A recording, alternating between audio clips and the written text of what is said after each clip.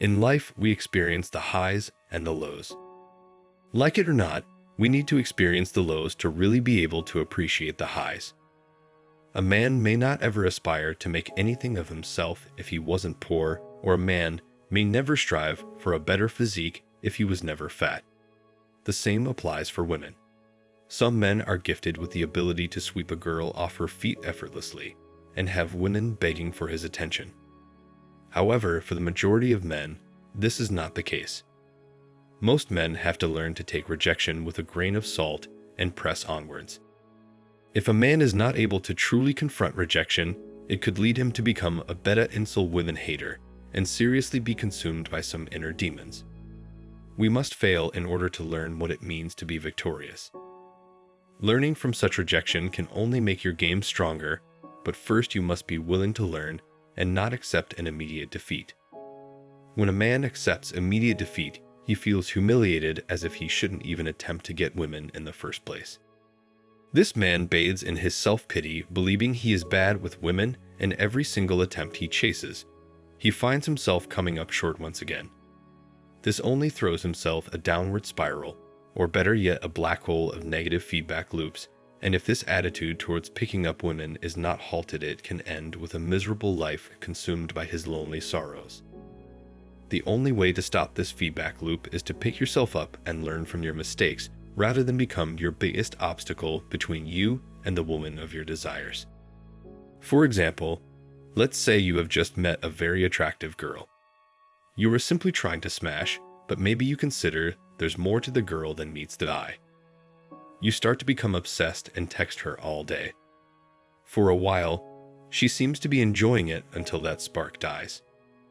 Her attention wears off, but yours is still raging.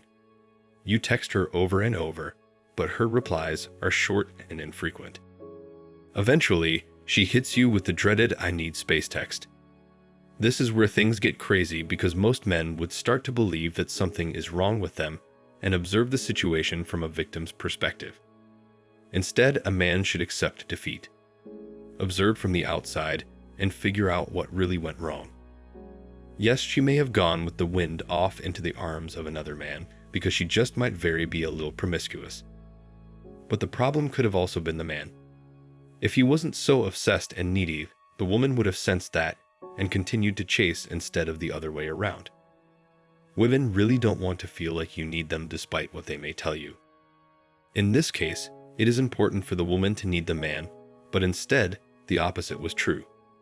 Scenarios like this are very common, especially with younger men, but I've seen this with men in their 40s too. Some men really have a hard time with rejection and never learn from their mistakes. Instead, they are doomed with living a life repeating those same mistakes over and over again. To experience something different, you have to approach situations like this in a different light. A man who faces a situation like this or worse and is able to pick himself up, learn from his mistakes, and move on to the next is unstoppable. With this kind of persistence, he is destined to eventually hit the nail on the head and find himself in more pleasant situations. It is the man who looks for the positive in any situation that is unshaken by the treacheries of the burdened man. Remember, life is a game. It could be a reason why we call the ability to get women quote-unquote game in the first place. It should be treated as such. For all my gamers out there, if you play a game of Call of Duty and you get lit up, what happens? If you answered that you would respawn, you would be correct. And what happens after you respawn? You keep going. I can't believe I just compared a game of COD to getting women, but I think it's a fair point to be made. You get up and keep getting better so you get rejected less.